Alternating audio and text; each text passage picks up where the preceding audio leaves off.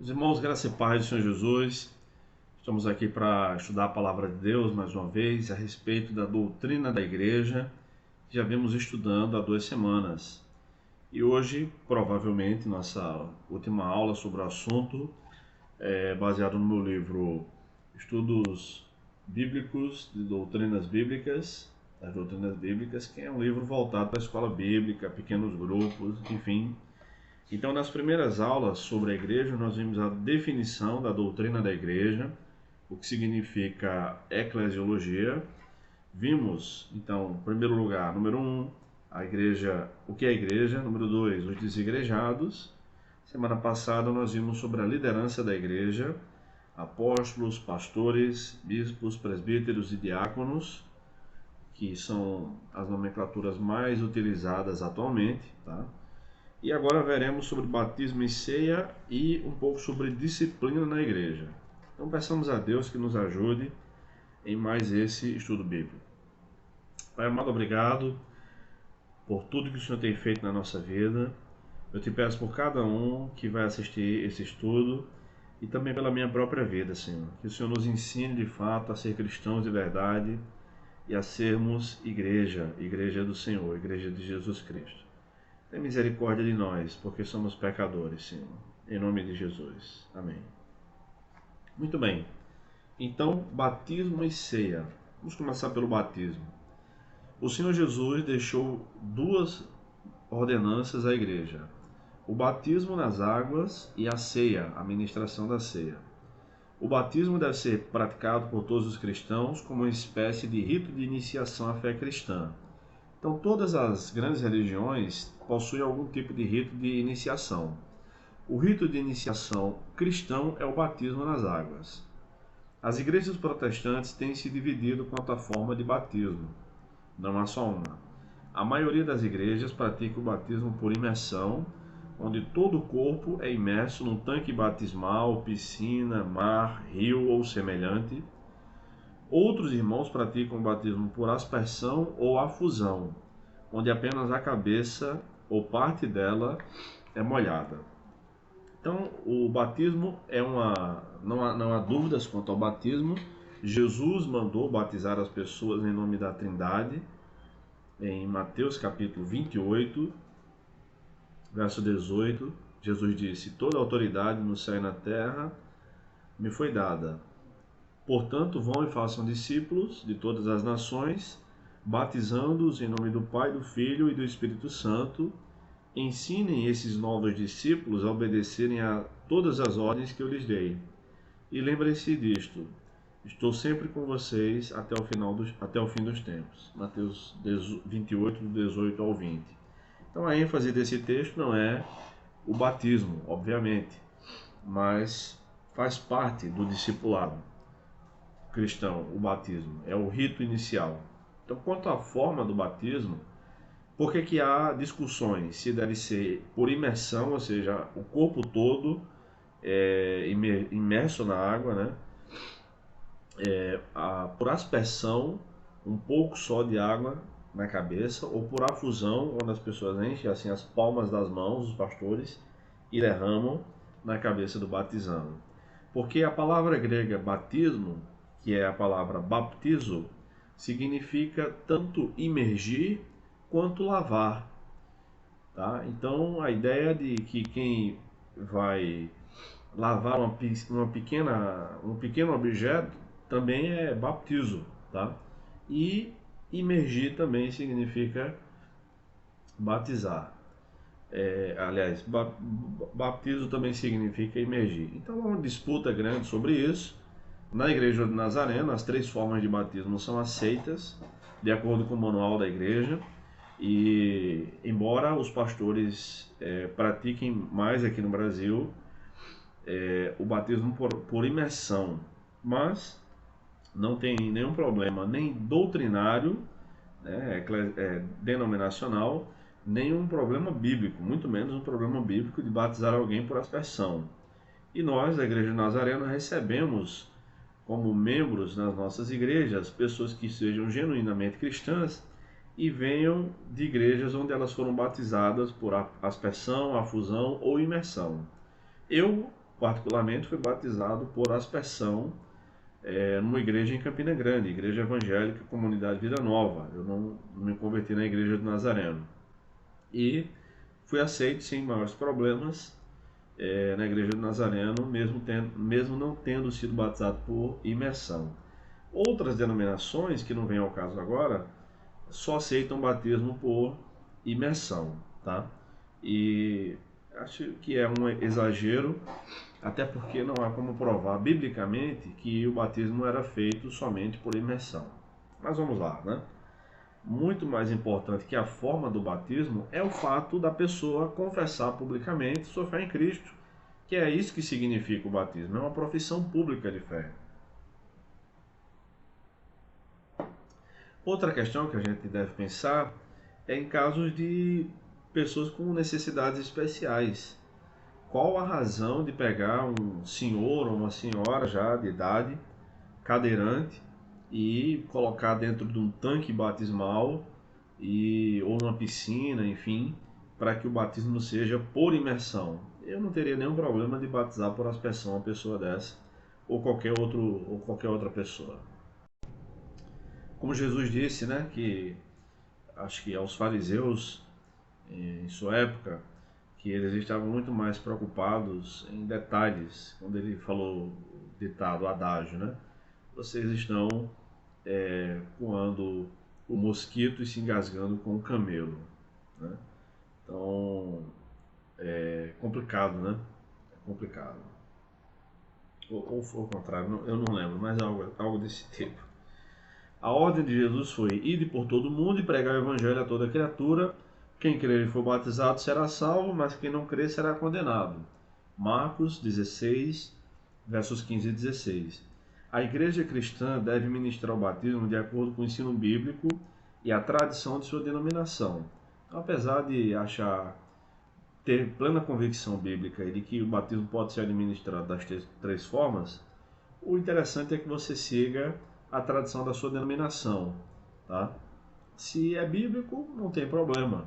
Agora, contanto que não desconsidere o batismo de outros irmãos.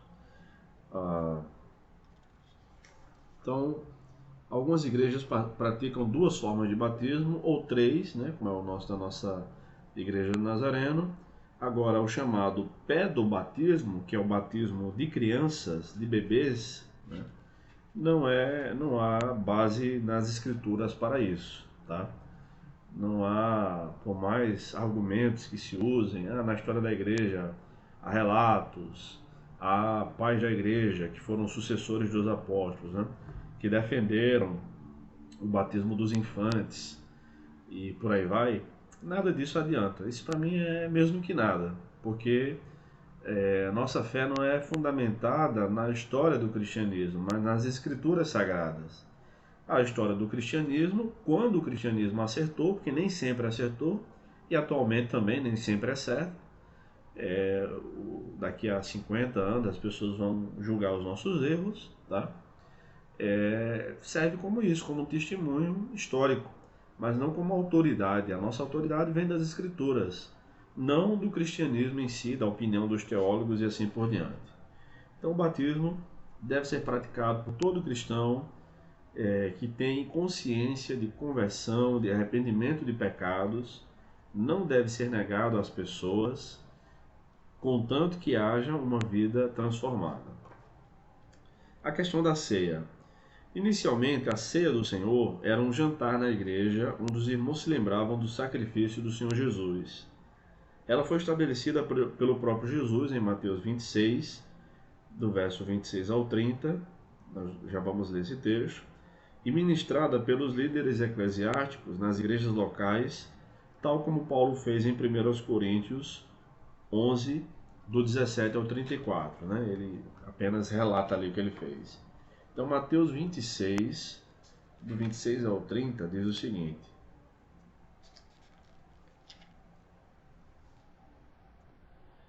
enquanto comiam, Jesus tomou o pão e o abençoou. Em seguida, partiu-o em pedaços e deu aos discípulos, dizendo: tomem e comam, porque este é o meu corpo. Então tomou o cálice de vinho e agradeceu a Deus. Depois entregou aos discípulos e disse: cada um beba dele. porque este é meu sangue, que confirma a aliança. Ele é derramado como sacrifício para perdoar os pecados de muitos. Prestem atenção ao que eu lhes digo: não voltarei a beber vinho até aquele dia em que com vocês beberei vinho novo no reino de meu Pai. Então cantaram um hino e saíram para o Monte das Oliveiras. Então a instituição da ceia aconteceu pelo próprio Jesus. A ideia de comer um pedaço de pão, de tomar um copo, um gole de vinho, que geralmente é praticado na maioria das igrejas no Brasil como um cálice de suco de uva, por uma questão contextual, tá? Aquilo que a gente chama de... para evitar o escândalo, enfim, se celebra, mas há igrejas que celebram com vinho. E há igrejas também que celebram com vinho e com suco de uva na mesma ceia, onde a pessoa pode optar se vai tomar vinho ou se vai tomar suco de uva, e o cálice é diferente. A maioria das igrejas, no entanto, prefere usar o suco de uva. Eu acho mais prudente também. Mas, enfim, a ceia, aliás, com o passar dos anos, a igreja decidiu que não celebraria mais a ceia semanalmente, mas mensalmente. Então, a maioria das igrejas também celebra a ceia mensalmente. Há igrejas que celebram ainda semanalmente e até anualmente, tá? Então tem igreja que só celebra a ceia anualmente. Atualmente a celebração ocorre na maioria das igrejas com cálice pequeno, suco de uva, tal, já falei. A ceia é santa e geralmente os cristãos brasileiros a chamam assim. Porém na Bíblia não encontramos a expressão Santa Ceia. Então, a expressão Santa Ceia não é uma expressão bíblica, embora ela seja santa, entenda, você não vai encontrar essa expressão lá, Santa Ceia. Esse ato simbólico está imbuído de significado profundo e espiritual. Não devemos cear sem estar em comunhão com Deus e com os irmãos, conforme 1 Coríntios 11, 27. Examine, pois, o homem a si mesmo, coma do pão e beba do vinho. E tampouco devemos deixar de cear. Caso alguém não esteja em comunhão com o Senhor, deve seguir o mandamento bíblico, verso 28, né? Examine, pois, o homem a si mesmo, e dessa forma coma do pão e beba do vinho, isto é, examine a si mesmo e não os outros. Examine a si mesmo e, em caso de pecado, arrependa-se para cear. Então, às vezes a gente erra, porque a gente, ao invés de nos examinar, a gente examina os outros, tá? E outras vezes a gente erra, porque a gente examina nós mesmos e diz, não, eu não estou em condições de cear. Às vezes porque não está bem, inclusive emocionalmente. A gente não deve fazer com que essas coisas nos confundam, tá? Em caso de não condições de cear, em caso de pecado, o arrependimento está implícito aí. Examine, pois, a si mesmo e coma do pão e beba do cálice. Não é examine a si mesmo e veja se pode participar. Isto é, se há algo para se arrepender, se arrependa. Uma coisa que eu acho que é válido aqui é relatar que há vários nomes para a ceia na Bíblia. Mesa do Senhor, cálice do Senhor, ceia do Senhor, comunhão, mesa da comunhão. Então todas essas expressões significam a mesma coisa. Significam a ceia do Senhor, que a gente chama de Santa Ceia, tá? Particularmente eu não uso a expressão Santa Ceia e tenho ensinado na minha igreja a não usá-la, porque não é uma expressão bíblica. Então, sejamos bíblicos o máximo possível, tá? Também não digo que seja uma expressão errada, porque afinal de contas é santa. Agora, eu estava dando aula certa vez numa igreja e aí expliquei o que significa a passagem de 1 Coríntios 11 em relação à ceia, que era um jantar mesmo. Era um jantar, comer mesmo, de encher o prato e comer, tá? E onde ali, naquele momento, as atenções estavam voltadas para a vinda do Senhor, o seu sacrifício e sua segunda vinda.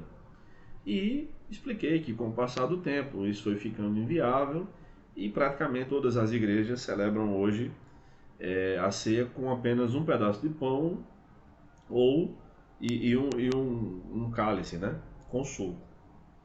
E aí um pastor estava presente e disse: hoje em dia, se a gente for fazer um jantar, perde o sentido. Não perde o sentido.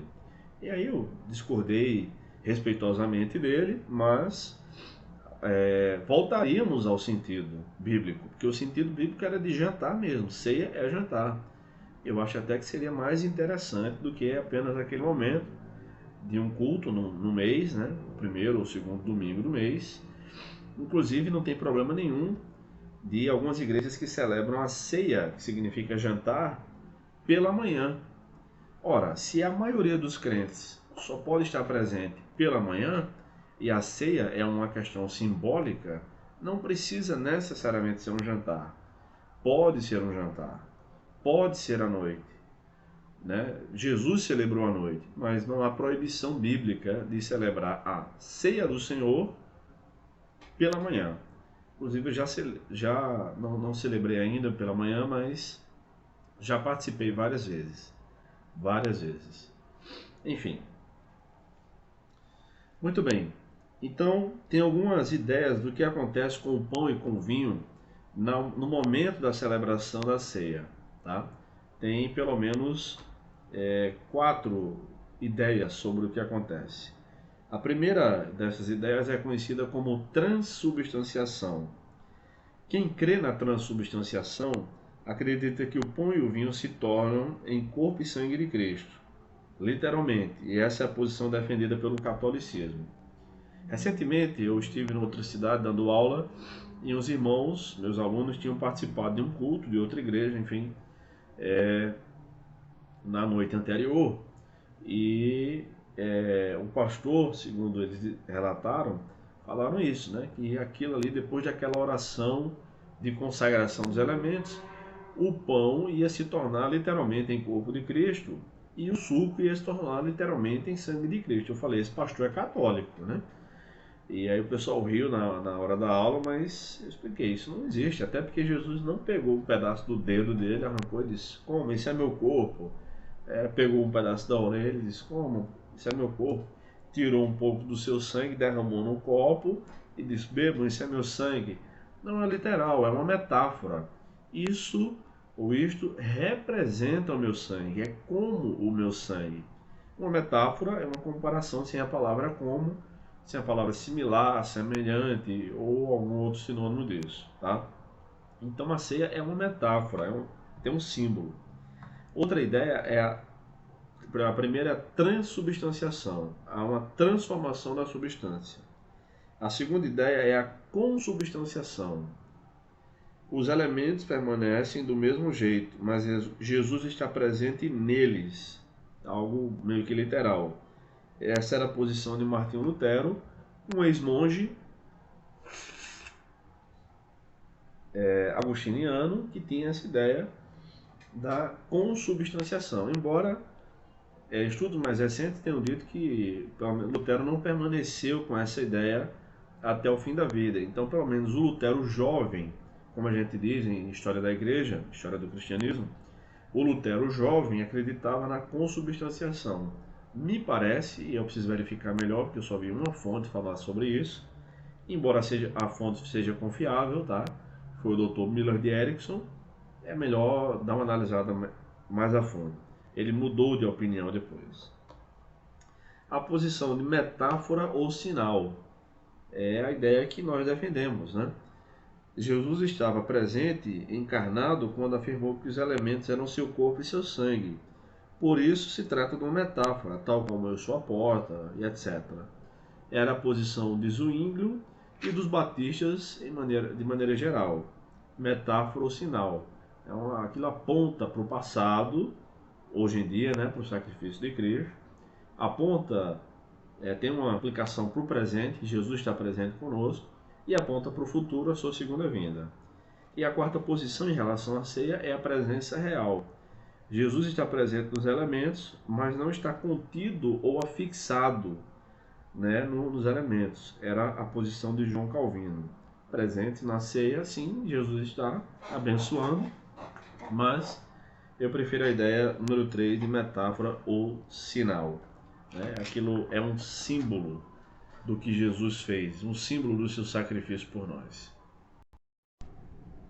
Muito bem, em quinto lugar, que na verdade é o nosso segundo ponto hoje, vamos ver sobre a disciplina na igreja, que é um assunto meio que fora de moda, mas é um assunto bíblico, tá? Infelizmente ainda não estamos imunes ao pecado e desde o início a igreja precisou resolver problemas de cristãos que cometeram pecados. A disciplina dos cristãos foi estabelecida pelo próprio Jesus quando deu autoridade para que desligássemos ou ligássemos a disciplina. Por exemplo, em Mateus capítulo 18, do verso 15 ao verso 35, Jesus trata sobre isso. Eu estou lendo aqui na Nova Versão Transformadora, que é semi-parafraseada, e diz assim, Mateus 18, 15. Se um irmão pecar contra você, fale com ele em particular e chame-lhe a atenção para o erro. Se ele o ouvir, você terá recuperado seu irmão. Eu achei bem interessante.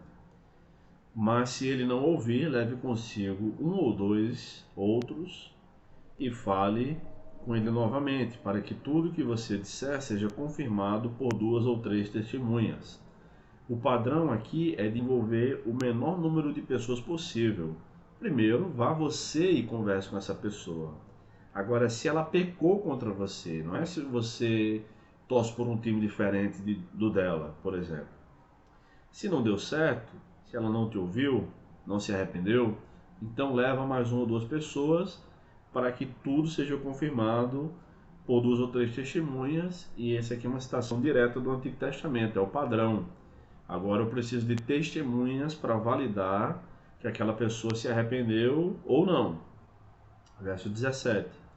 Se ainda assim ele se recusar a ouvir, apresente o caso à igreja. E cada denominação tem uma forma de fazer isso hoje em dia. A melhor coisa é, depois dessas 2 etapas, conversar com a liderança da igreja. Não é colocar no grupo do WhatsApp da igreja, não é isso. Tá? Falar com a liderança.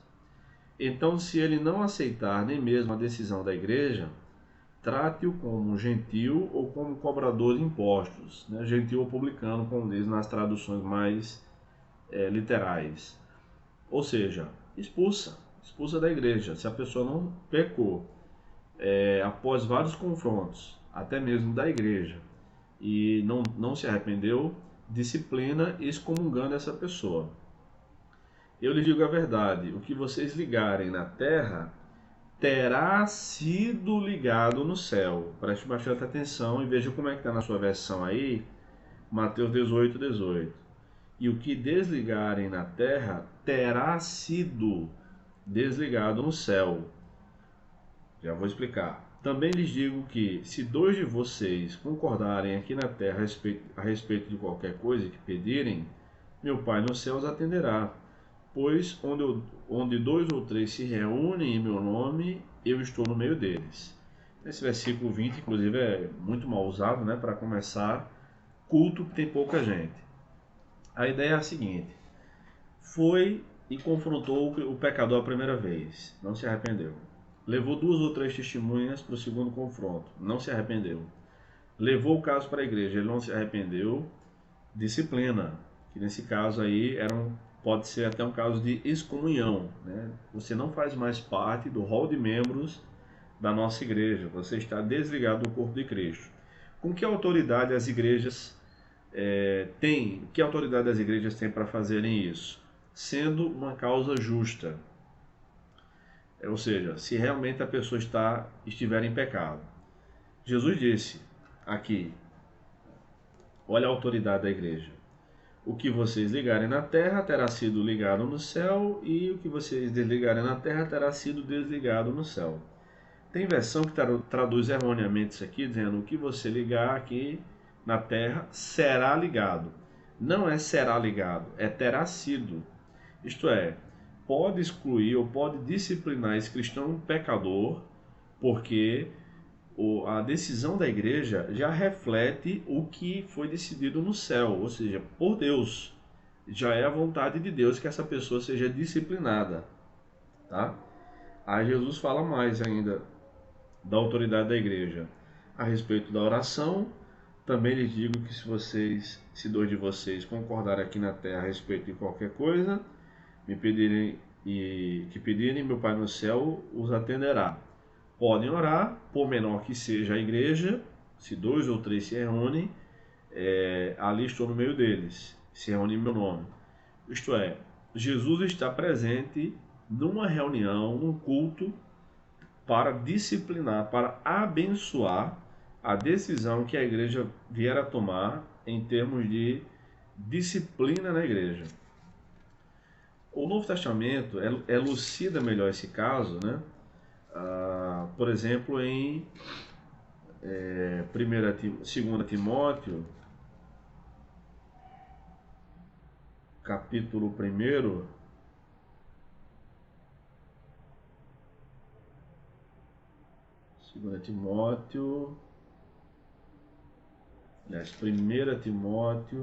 capítulo 1, versículo 19, versículo 20.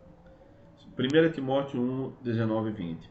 Apegue-se à fé e mantenha a consciência limpa, pois alguns rejeitaram deliberadamente a consciência, e como resultado, a fé que tinham naufragou.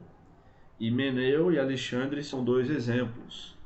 Eu os entreguei a Satanás para que aprendam a não blasfemar. É uma situação que Paulo chama de disciplina em entregar a Satanás. Do que ele está falando? 1 aos Coríntios 5, fica mais claro o que significa esse entregar a Satanás. 1 aos Coríntios 5 é um capítulo exclusivo sobre pecado e disciplina. Tá? São 13 versículos. Olha só. Comenta-se por toda parte que há imoralidade sexual em seu meio, imoralidade que nem mesmo os pagãos praticam. Soube de um homem entre vocês que mantém relações sexuais com a própria madrasta. Provavelmente é ex-madrasta. O pai dele já deveria ter falecido. Mas Levítico capítulo 18, verso 8, proíbe esse tipo de prática. Como podem se orgulhar disso? Deveriam lamentar-se e excluir de sua comunhão o homem que cometeu tamanha ofensa, mas os coríntios estavam levando aquilo a banho-maria. Embora eu não esteja com vocês em pessoa, estou presente em espírito. A ideia não é que o espírito de Paulo saía dele e ia até Corinto, não é essa a ideia. É que a ideia de autoridade, eu estou mentoreando vocês à distância, tá? E como se estivesse aí, eu já condenei esse homem em nome do Senhor Jesus. Convoquem uma reunião, a orientação paulina, em nome do Senhor Jesus. Convoque uma reunião, estarei com vocês em meu espírito e o poder de nosso Senhor Jesus também estará presente. Entreguem esse homem a Satanás, para que o corpo seja punido e o espírito seja salvo no dia do Senhor. A ideia de uma disciplina eclesiástica não é acabar com a vida da pessoa. Muito pelo contrário, isso não condiz com o espírito do cristianismo, com o evangelho como um todo. A ideia é que a pessoa esteja desprotegida espiritualmente por não fazer parte, não estar em comunhão com a igreja, e assim ela está livre, Satanás está livre para machucá-la. É como um irmão de sangue, tá? Que tem a proteção dos seus irmãos mais velhos, maiores, que agora estão andando livremente. E os garotos da vizinhança, só uma comparação aqui, obviamente, quando o veem sozinho, podem agredi-lo, né? Não pode, mas acaba acontecendo muitas vezes isso. E Satanás, então, tem certa autoridade agora sobre essa pessoa que está disciplinada, e ela provavelmente vai sofrer na carne com doenças, como o diabo colocou doenças em Jó, causando pobreza, causando talvez morte de entes queridos, se for a vontade de Deus. Quero deixar isso muito claro, tá? E até mesmo colocando pessoas contra ela. E qual é o objetivo disso? É que a pessoa se atente e diga: puxa vida, eu estou em pecado, preciso me arrepender, preciso voltar à comunhão e preciso da proteção divina. Então, se ela realmente se arrepender, for feito o processo de restauração na igreja, ela deve ser restabelecida o quanto antes. Muitas igrejas determinam um prazo para que isso aconteça. 6 meses, 1 ano, 2 anos, enfim. A Bíblia não determina um prazo, tá bom? Na verdade, cada caso deve ser analisado isoladamente, passo a passo, tá? Mas a ideia é que essa pessoa seja eliminada do rol de membros, como diz o último versículo aqui de 1 Coríntios 5. Deus julgará os de fora, portanto, eliminem o mal do meio de vocês. Ou seja, a disciplina eclesiástica serve para, entre tantas coisas, tantas outras coisas, punir quem pratica o mal, dar testemunho para os de dentro, para que eles não pensem, os outros cristãos, aqui a gente pode fazer o que quiser. Não pode. Dar testemunho para os de fora, já são três propósitos da disciplina. E número 4, restaurar essa pessoa, fazer com que ela reconheça que está em pecado e pare de pecar, volte à comunhão, se arrependa, e aí Deus é quem sabe se a pessoa vai se arrepender ou não, mas geralmente deixa evidências do seu arrependimento, né? E volte à comunhão. Então a disciplina tem pelo menos esses 4 propósitos. Mas tem outra questão aqui, é quando Deus mesmo disciplina as pessoas. E agora eu estou me referindo a Hebreus 12, do verso 5 ao verso 12, que diz assim: acaso vocês se esqueceram das palavras de ânimo que Deus lhes dirigiu como filhos dele? Ele disse: meu filho, não despreze a disciplina do Senhor. Não desanime quando ele o corrigir, pois o Senhor disciplina quem ele ama e castiga todo aquele que aceita como filho. Então, todo filho de Deus, todo, receberá a disciplina do Senhor. Dr. Shedd, pregando sobre esse texto, certa vez, faz muitos anos isso, acho que foi em 2006 que eu ouvi ele pregar essa mensagem, ele disse: as pancadas que a vida nos dá é Deus chamando a nossa atenção para que sejamos melhores cristãos. E eu concordo inteiramente com essa citação do Dr. Shedd. Seguindo aqui, Hebreus 12, 7 agora. Enquanto suportam essa disciplina de Deus, lembrem-se de que Ele os trata como filhos. Quem já ouviu falar de um filho que nunca foi disciplinado pelo pai? Se Deus não nos disciplina, como faz com todos os seus filhos, significa que vocês não são filhos de verdade, mas ilegítimos. Uma vez que respeitávamos nossos pais terrenos que nos disciplinavam, quando nossos pais nos colocavam de castigo ou nos batiam, enfim, isso é bíblico, não devemos nos submeter ainda mais à disciplina do Pai de nosso espírito e assim obter vida? Sim. Então a ideia do autor da carta aqui é: nós aprendemos a respeitar os nossos pais, muitas vezes por causa da disciplina que eles nos deram. E nós devemos aprender a respeitar muito mais a vontade do Pai Celestial por causa de sua disciplina. Verso 10 ao 12. Pois nossos pais nos disciplinaram por alguns anos, como julgaram melhor, mas a disciplina de Deus é sempre para o nosso bem, a fim de que participemos de sua santidade. Outro objetivo da disciplina, agora a disciplina que o próprio Deus impõe, não é a disciplina eclesiástica, mas divina diretamente, entre Deus e o cristão. Participar da santidade divina. Deus nos disciplina para que a gente seja mais santo, para que o busquemos melhor, o busquemos mais. Nenhuma disciplina é agradável no momento em que é aplicada, Ao contrário, é dolorosa. Mais tarde, porém, produz uma colheita de vida justa e de paz para os que assim são corrigidos. Então é verdade. Ninguém gostava de quando estava apanhando, né? A não ser que tenha algum tipo de problema psiquiátrico. Mas apanhar não é bom.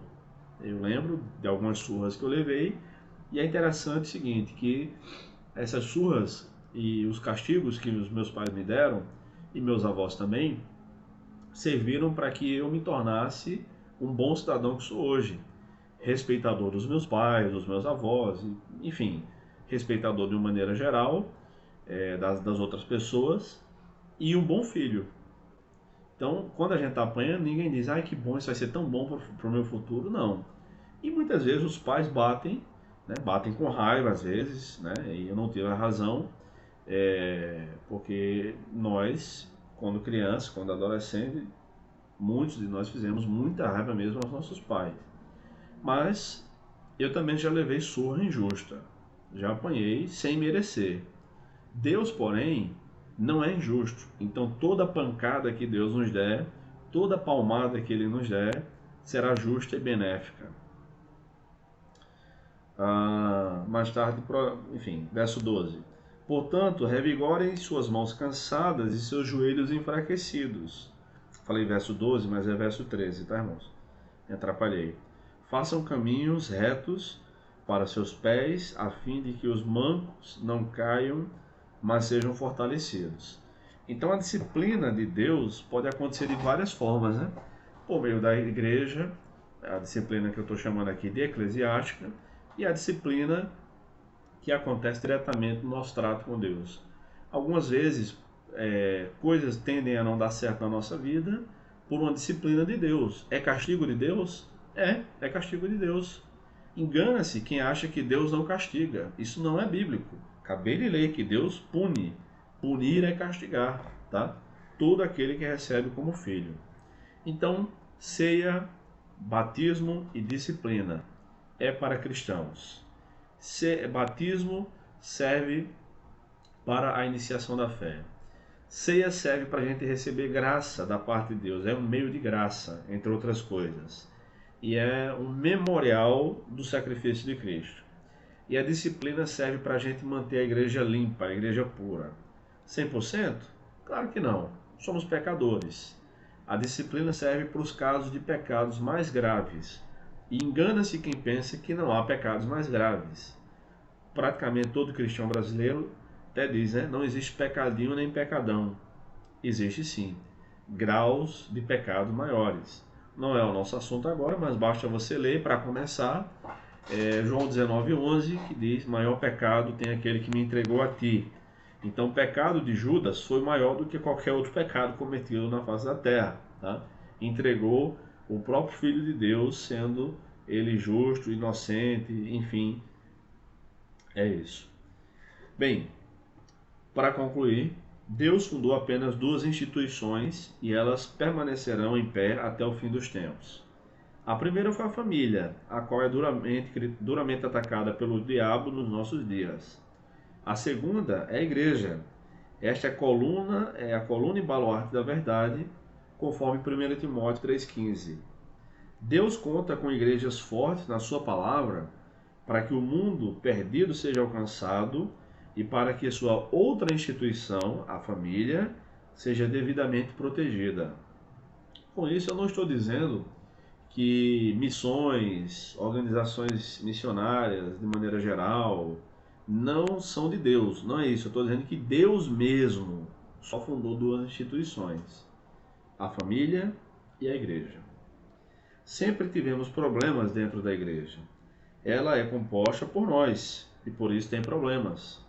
Entretanto, chegará o dia que estaremos para sempre com o Senhor e seremos semelhantes a Ele. Até lá, Deus está nos firmando para sermos irrepreensíveis, conforme 1 Coríntios 1:8.